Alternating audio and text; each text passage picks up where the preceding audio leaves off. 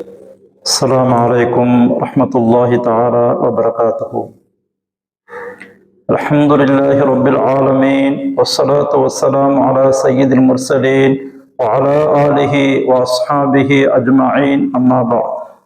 فقد قال الله تعالى في القرآن العظيم والفرقان الحميد: فأعوذ بالله من الشيطان الرجيم، بسم الله الرحمن الرحيم. ونكتب ما قدموا وآثارهم وكل شيء أحصيناه في إمام مبين. صدق الله العلي العظيم. எல்லா புகழும் புகழ்ச்சியும் அல்லாஹ் ஒருவனுக்கே உரித்தாகுக. ஸலாத்தும் சலாமும் அருமை நாயகம் ரசூலே கரீம் ஸல்லல்லாஹு அலைஹி வஸல்லம் அவர்கள் மீதும், அன்னார்களின் சத்திய வாழ்வை பின்பற்றி வாழ்ந்த உத்தம சத்திய சஹாபாக்கள், தாபிஈன்கள், தபா தாபிஈன்கள், ஷுஹதாக்கள், சாலிஹீன்கள், நாதாக்கள், நல்லடியார்கள், குறிப்பாக இக்காணொலியில் இணைந்திருக்கும் நம் அனைவர் மீதும் அல்லாஹுடைய அன்பும் அருளும் என்றென்றும் நிறைவாக உண்டாவதாக. சங்கைக்கும் மதிப்பிற்கும் உரிய சகோதரர்களே, கடந்த 6ஆம் தேதி சனிக்கிழமை இரவு, இந்த ஜூலை மாதம், நம்ம எல்லாம் ஒரு நீங்காத துயரத்தை ஆழ்த்தி சென்ற ஒரு மரணம் சென்னையிலே நிகழ்ந்தது.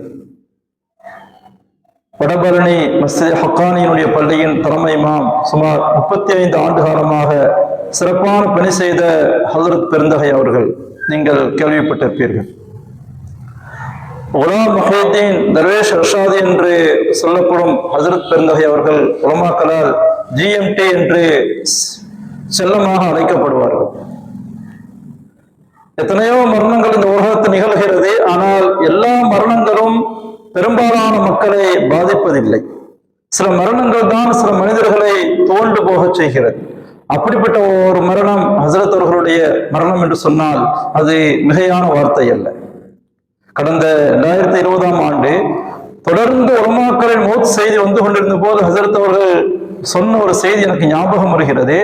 ஹஜ்ரத் அவர்கள் சொல்வார்கள், ஸல்லல்லாஹு அலைஹி வஸல்லம் அவர்கள் வஃபாத்தான போது ஹஜ்ரத் உமரும் அபூபக்கரும் அழுதார்கள். சஹாபாக்கள் கேட்டார்கள், ஏன் அழுகிறீர்கள்?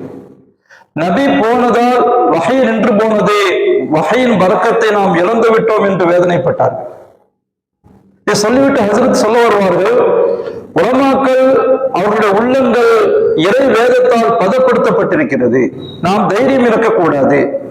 நாம் அவர்கள் விட்டு சென்ற பணிகளை முன்னெடுக்க வேண்டும் என்று அற்புதமான உபதேசங்களை அவர்கள் செய்து காண்பித்தார்கள். ஒரு ஆச்சரியம் என்னவென்றால், ஹஜ்ரத் அவர்களோடு பேசியவர்கள், பழகியவர்கள், உரையாடியவர்கள், பயானை கேட்டவர்கள், அவர்களோடு பயணத்தில் இருந்தவர்கள், குடும்பத்தார்கள், சொந்த பந்தங்கள் எல்லோருக்கும் ஏதாவது ஒரு செய்தியை அவர்கள் கண்டிப்பாக சொல்லியிருப்பார்கள். ஒரு மௌத்துடைய ஈசா சவாபு ஹஜ்ரத் பேசிக் கொண்டிருக்கும் போது 2 செய்தி சொன்னார்கள், எனக்கு ஞாபகம் வருகிறது. 2 விஷயங்களை நாம் மறைக்கணும் என்று சொன்னார்கள். ஒன்று, ஒருவர் ஒரு ஜனாசாவை குடிப்பாட்டும் போது அந்த மையத்தில் இருக்கும் குறைகளை மறைக்க வேண்டும், அதை வெளிப்படுத்தக்கூடாது.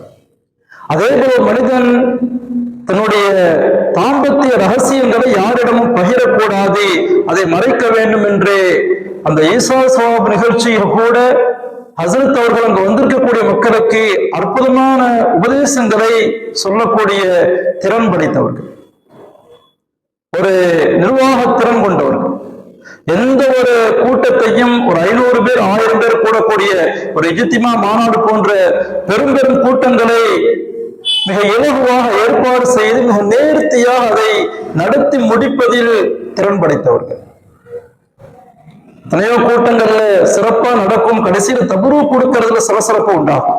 ஹஜ்ரத் அவருடைய பாணி உலமாக்கள் கவனிக்க வேண்டியது, ஒரு பெரிய மாநாடு நடந்து இஷா தொழுகை தொழுது முடிக்கும் போது சலாம் கொடுத்த உடனே துஆவை நிறுத்த சொல்வார்கள். சலவாத்தை தஸ்பீஹாத்துகளை ஓத சொல்வார்கள். எல்லோரும் ஓதிக்கொண்டே இருப்பார்கள். அப்படியே சஃப்ஸில் வரிசையாக எல்லோருக்குமான உணவு பொட்டலங்களை, தபுரூக்குகளை ஒரு 2-3 நிமிடங்களில் ஒரு 500 மக்களுக்கு கொடுத்து விடுவார்கள், கொடுக்க செய்வார்கள். இந்த மாதிரியான சில யதார்த்த வாழ்க்கைக்கு தேவையான அற்புதமான நுட்பங்கள் மதிநுட்பம் நிறைந்த செயல்கள் அவர்களிடமிருந்து நிறைய வெளிப்பட்டிருக்கிறது. அந்த நுட்பங்களை நாம் உள்வாங்கி சமூக வளர்ச்சிக்கு, சமூக முன்னேற்றத்திற்கு, சமுதாயத்தினுடைய அறிவுரைக்கு நாம் பயன்படுத்த வேண்டும். குறிப்பாக குடும்பத்தார்களுக்கு நாம் மிகுந்த துவா செய்ய வேண்டும்.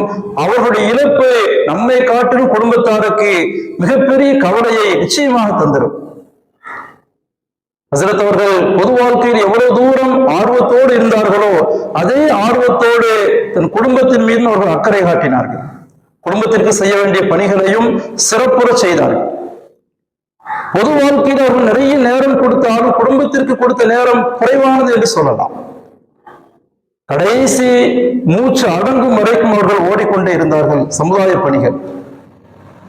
அந்த ஒரு அக்கறையும் தேட்டமும் உலமாக்களுக்கு நிச்சயமாக வர வேண்டும். அவர்களுடைய வயதை மீறி ஆர்வத்தையும் தேட்டத்தையும் ஒரு ஆளும் அவர்களிடம் பார்க்க முடியும்.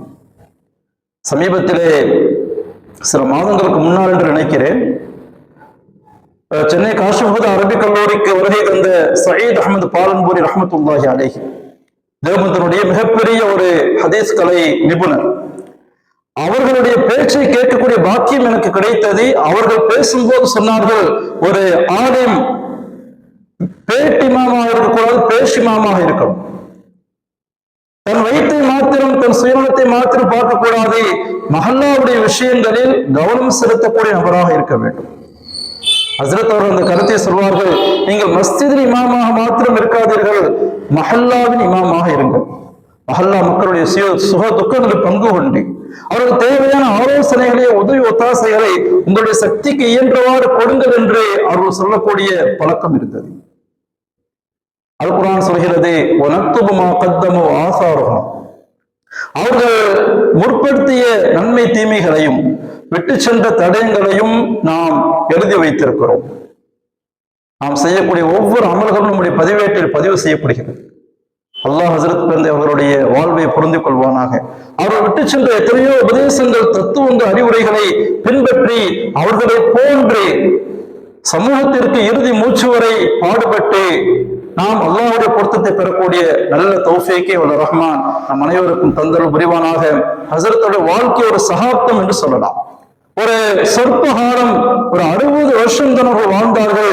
ஆனால் நிறைய விஷயங்களை, நிறைய சேவைகளை, நிறைய மர்சாவுடைய பணிகளை, மஸ்ஜிதுகளுடைய பணிகளை, நிறைய ஆலோசனைகளை இந்த உம்மத்திற்கு கடைசி மூச்சு வரை கொடுத்து கொண்டே இருந்தார்கள்.